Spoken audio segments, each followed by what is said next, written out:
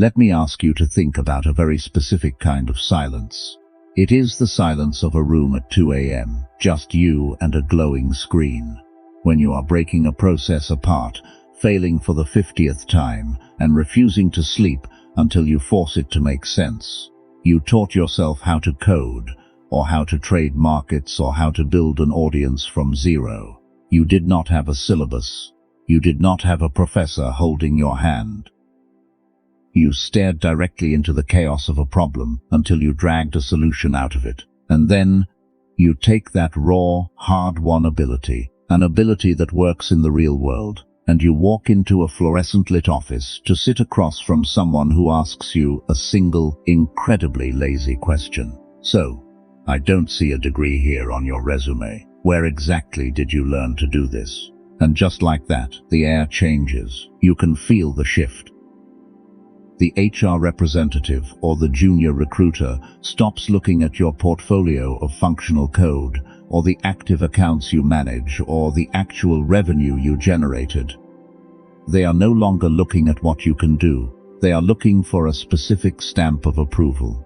And when they do not find it, they smile, the tight, polite corporate smile, and tell you they are moving forward with candidates whose backgrounds better align with their internal metrics. You walk out of the building knowing you could do the job of the person who just rejected you, and probably the job of their boss too, and it hurts. It feels incredibly personal. You go home and you wonder if you are just fundamentally flawed. If you will always be locked out of the rooms where the real money and the real decisions are made, simply because you do not have the right paperwork.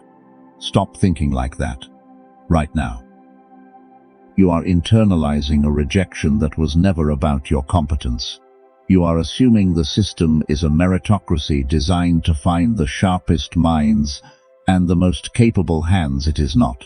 That is the lie we are sold to keep us standing in line. The truth is much colder and much more mechanical. The system was never built to identify raw ability. The system was built to manufacture predictability at scale. Think about what a massive institution actually is. A corporation with 10,000 employees, or a government agency, or a massive university. These entities are terrified of risk. They do not want outliers. They do not want mavericks. They want gears that fit perfectly into the machine without making any strange noises. And how do you guarantee that a gear will fit? You ensure it was stamped in the exact same factory as all the other gears. When a company demands a 4-year degree for a job you taught yourself to do in 6 months, they are not testing your intelligence. They are auditing your history of compliance. They want proof that you are willing to sit in a chair, listen to an authority figure, follow a set of arbitrary rules, and complete standardized tasks on a rigid schedule for years at a time. A degree is simply a receipt. It is a receipt proving you have been successfully domesticated. And this is where you become a problem. This is the unspoken friction. You are self-taught. You are a self-directed mechanism. You bypassed the factory. You looked at the approved, expensive 4-year path, and you decided it was inefficient. So you built your own path to the institution. This is terrifying. If you did not need their permission to learn, if you did not need their structure to build your skill, then how can they guarantee you will need their permission to act? How can they trust that you will respect a hierarchy that is based entirely on the credentials you just proved were unnecessary? They look at you, and they do not see a genius, they see a liability. They see an uncalibrated variable in a spreadsheet that requires everything to add up perfectly. They do not fear your incompetence, they fear your independence. The gatekeepers at the front door, the recruiters, the automated resume scanners, the hiring committees, are not designed to evaluate the depth of your knowledge. They are programmed to flag anomalies. And you, by the very nature of how you built your mind, are an anomaly. You are unsanctioned. You represent a reality where the expensive toll booths they have set up are entirely optional. and toll booth operators despise people who know how to drive off-road.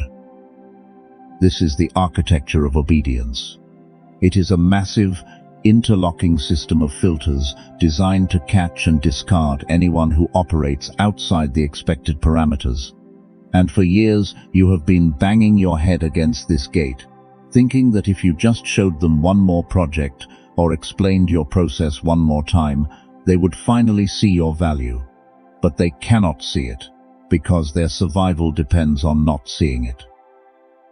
If they admit that your unsanctioned path is just as valid as their heavily regulated path, the entire illusion of the gate collapses.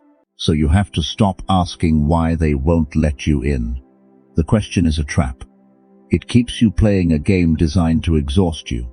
But if the system is designed to seek out predictability at all costs, you have to ask a darker, much more dangerous question. What exactly happens when you place a perfectly predictable, institutionalized person in a deeply unpredictable world? Let's pause for a moment of blunt psychological realism. People do not fear you because you are inherently dangerous. They fear you because you require them to think, and human beings will do almost anything to avoid cognitive effort. Cognitive ease is the foundation of their comfort, and you disrupt that reality. To the thousands of you watching, dissecting these power dynamics with me and supporting this channel, your presence here proves you prefer a cold truth over a comforting lie. I appreciate those of you who refuse to look away, but understanding the psychology of the gatekeeper is only the first step. Now we must weaponize it. Let's look at what actually happens when the real world hits the fan. The market suddenly crashes. A new artificial intelligence tool wipes out a core business model overnight. A supply chain snaps in half. The environment shifts from a sterile, predictable terrarium into a chaotic jungle.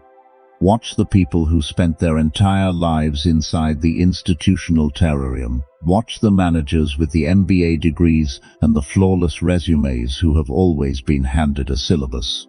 What do? They freeze, they call emergency meetings, they look for a precedent. They frantically search for a standard operating procedure or a textbook case study to tell them what to do next. They ask for permission, they wait for instructions, because their entire intellect is built on the assumption that someone else has already mapped the territory. Now, look at the self-taught mind in that exact same chaos. Look at the feral mind. You do not freeze because you have never had a map. Your entire foundation was built in the dark. Every skill you possess was forged through trial, error, failure, and adaptation. You are intimately familiar with the feeling of not knowing what to do, and you do not panic in the face of it. You instantly start probing the environment. You run micro-experiments. You break things on purpose to see how they work. You adapt. Machiavelli wrote extensively about this divide. He understood that the world is inherently volatile, driven by forces he called Fortuna, the unpredictable, destructive nature of fate and circumstance. To survive Fortuna, Machiavelli argued that a ruler must possess virtù. This is not virtue in the moral sense. It is raw, dynamic, unsanctioned capability. It is the feral instinct to bend reality to your will, regardless of the rules. Institutions train for Fortuna by building walls and hoping the storm passes. The self-taught mind embodies virtù. You are the storm. The institutional mind is fragile because its authority is granted. It relies on a piece of paper, a title, a desk with a nameplate. If you take away the institution, their power vanishes completely. But the feral mind is anti-fragile. Your authority is not granted. It is extracted from reality. Nobody gave you your skill, which means no one can revoke it. You own the means of your own production. This is the hidden asymmetry of the modern world. The system works tirelessly to filter you out during times of peace and predictability. But when the environment becomes chaotic, which is the default state of human history, the credentialed operators collapse under the weight of their own rigid training, and the feral operators inherit the earth.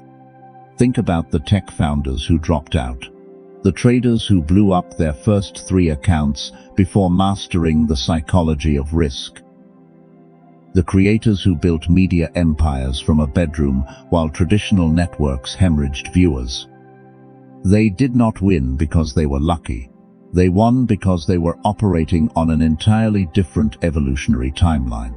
They were adapting in real time, while the institutional players were waiting for committee approval to change their strategy. You must stop viewing your lack of formal training as a deficit. It is not a gap in your resume. It is the very mechanism of your adaptability. You do not have the bad habits of the institutionalized. You do not seek consensus before acting. You do not confuse a clean spreadsheet with actual progress.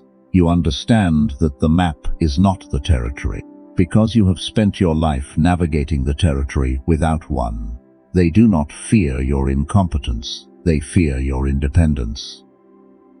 But here is the harsh reality you must accept.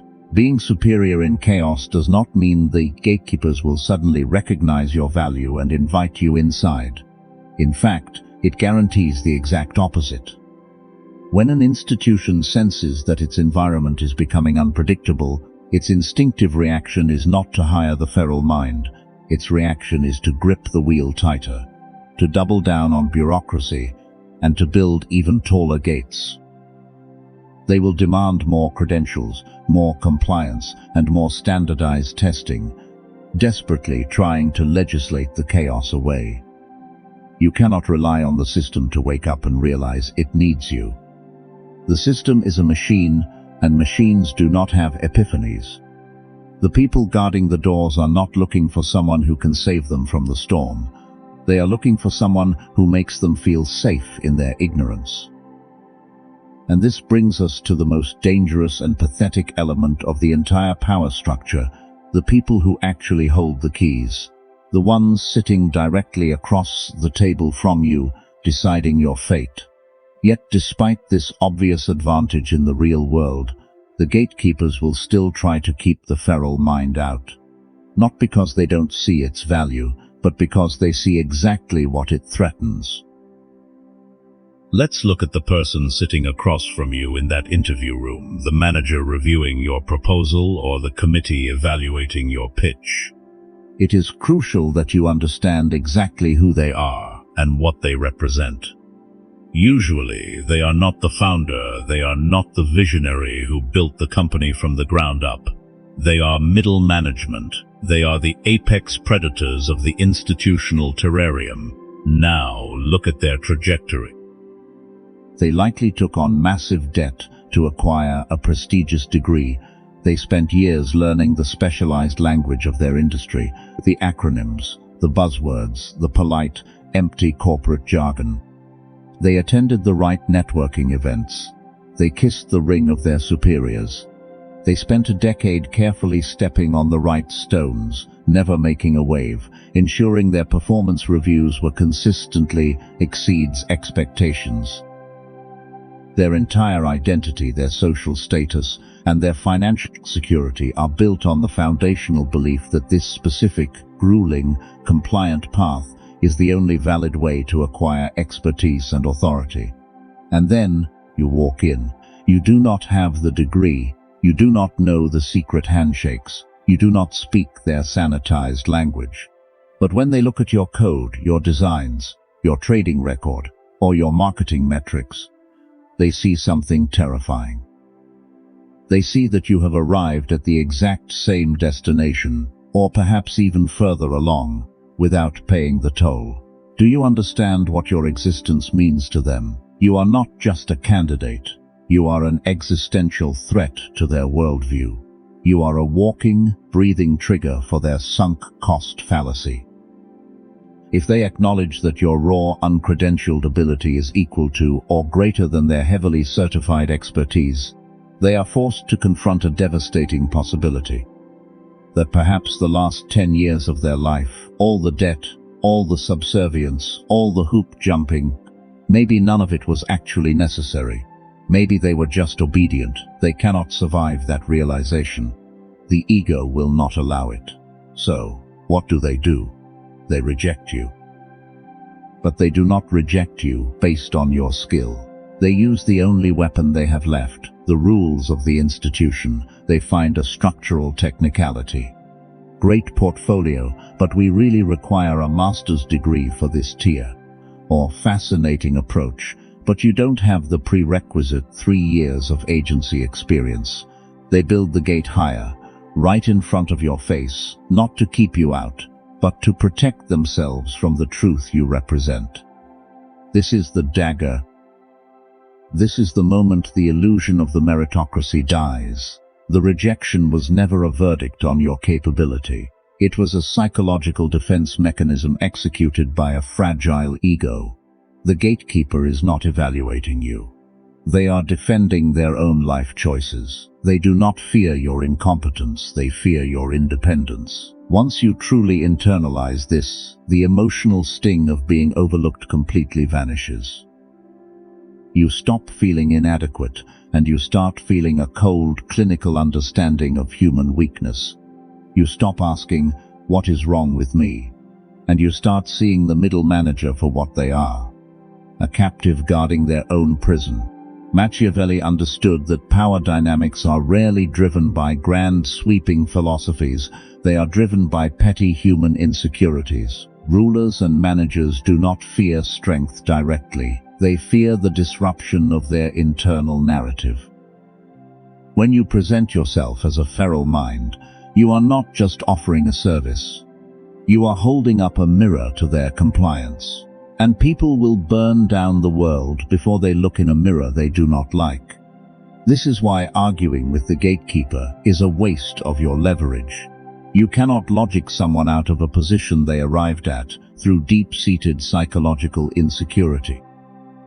If you try to explain why your self-taught methods are superior or why their requirement is arbitrary, you will only harden their resolve. You are fighting the system on its own terms, in a room designed specifically to validate the gatekeeper's authority.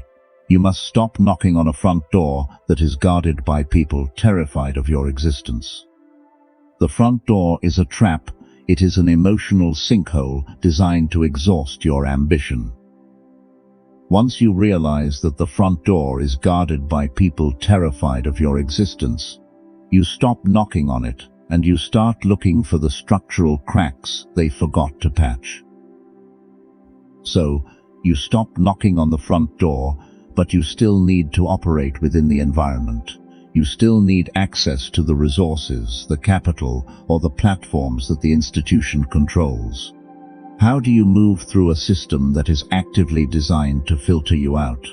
You stop trying to prove you belong, and you start using their assumptions against them. You weaponize their arrogance. Think about the dynamic we just established. The credentialed gatekeeper assumes that because you lack formal training, you are unpolished. They assume you do not fully grasp the complexities of their sophisticated operation. They look down on you. Good, let them. This is the tactic of strategic incompetence. It is playing the Trojan horse. Machiavelli taught that there is immense tactical value in appearing less capable, less ambitious, and less dangerous than you actually are. When a rival, or a manager, believes they are intellectually superior to you, their behavior changes entirely. They lower their guard, they stop analyzing your moves, they do not view you as a competitor for resources or status. Because they think you are simple, they explain things to you. Basic things that you already know, and in doing so, they reveal their own operational frameworks, their biases and their blind spots. They give you the blueprint to their fortress because they assume you do not know how to read it. Imagine sitting in a strategy meeting. The credentialed experts are using complex jargon, drawing elaborate diagrams, and congratulating each other on their nuanced understanding of the problem. You, the self-taught operator, see the fatal flaw in their logic immediately. The feral instinct recognizes the friction point that the theoretical model missed. The amateur move is to speak up, to correct them, to show off your raw intellect and demand the respect you deserve. But the moment you do that, you trigger their insecurity, you become a threat. The Machiavellian move is silence. You nod politely. You ask a seemingly naive question that subtly steers them toward the flaw, letting them believe they discovered the solution. Or, even better, you let them implement the flawed strategy while you quietly position yourself to capitalize on the inevitable fallout. You let their ego blind them to your actual capacity. You become a ghost in the machine. You are present but unaccounted for. This is the power of being underestimated. It is a tactical cloak. While they are busy managing their status and defending their credentials, you are gathering leverage. You are mapping the informal networks of power, the people who actually get things done, regardless of their title. You are identifying the structural weaknesses in their operations, the inefficiencies they tolerate because that's how it's always been done. You are building a shadow portfolio within their walls. They do not fear your incompetence. They fear your independence. And as long as you do not threaten their ego, they will not realize how independent you truly are until it is too late. I know this requires a painful suppression of your own ego. It requires sitting in rooms with people you could intellectually dismantle and choosing to play the slow game. It requires abandoning the need to be immediately recognized as the smartest person in the room. But recognition is a trap for the vain. Leverage is the tool of the strategist. You let them keep their titles, you let them keep their corner offices and their certificates. You are not there to steal their identity. You are there to extract the resources, the knowledge, and the capital you need to build your own reality. You are a parasite feeding on their predictability. By the time they realize, you are not the unpolished amateur they assumed you were. You have already outmaneuvered them. You have built relationships with the key decision-makers who actually care about results. You have automated their slow processes. You have made yourself indispensable to the actual functioning of the machine, even if you do not fit the job description. You bypass the HR filter by making the actual operators dependent on your output. But playing the Trojan horse is only a temporary measure. It is a survival tactic for operating inside hostile territory. You cannot spend your entire life modulating your brilliance to protect the feelings of the mediocre. Eventually, you must step out of the shadows and force the system to answer to something it cannot filter. Eventually, you must stop operating in the shadows of someone else's architecture.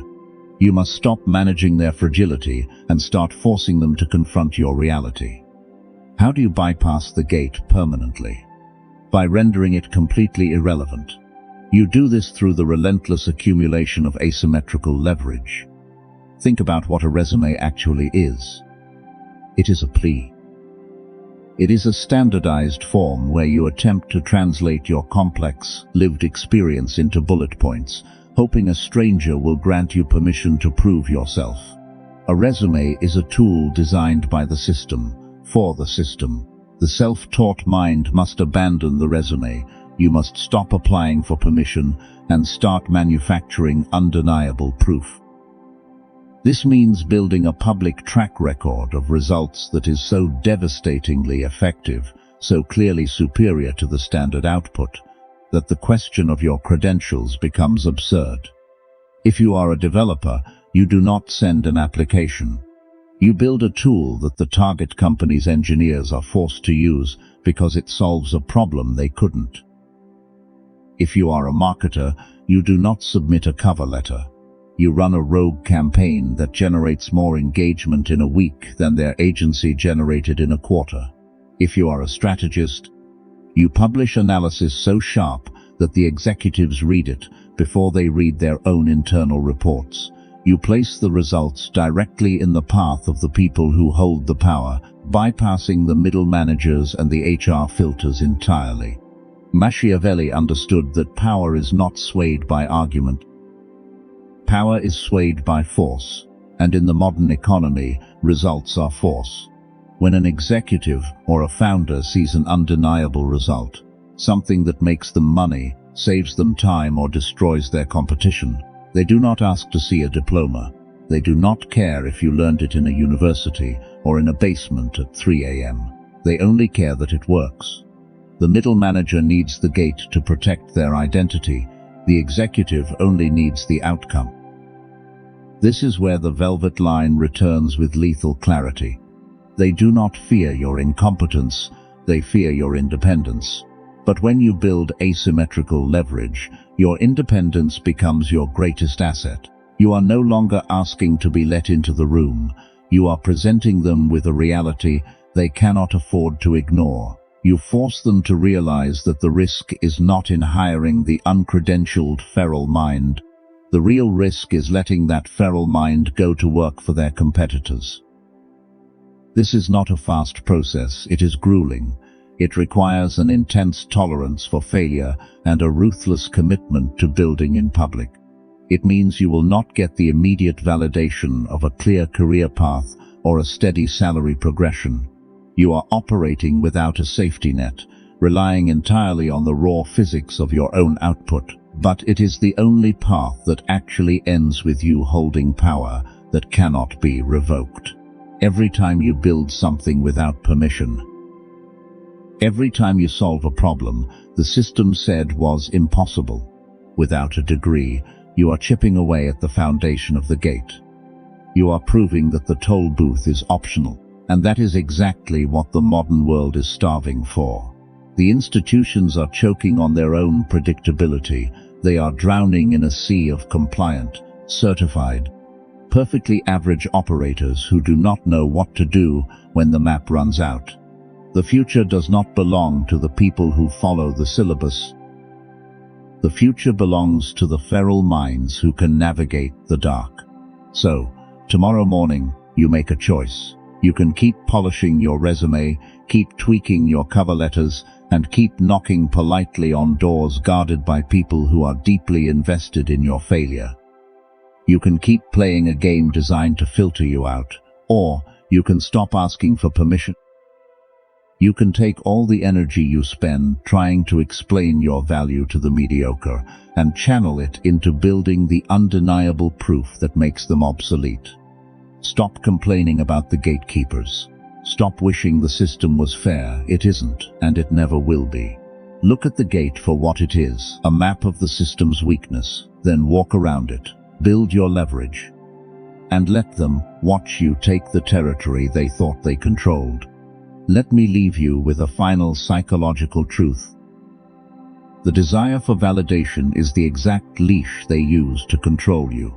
The moment you stop needing them to tell you that you are good enough, their power over you evaporates entirely. True leverage is always built in silence, never in seeking approval. To the quiet strategists watching, sharing, and sharpening your minds with this channel, thank you. Your continued support allows us to keep dissecting the game they do not want you to see. Keep building your proof. Keep operating in the dark. We will dissect the next law very soon.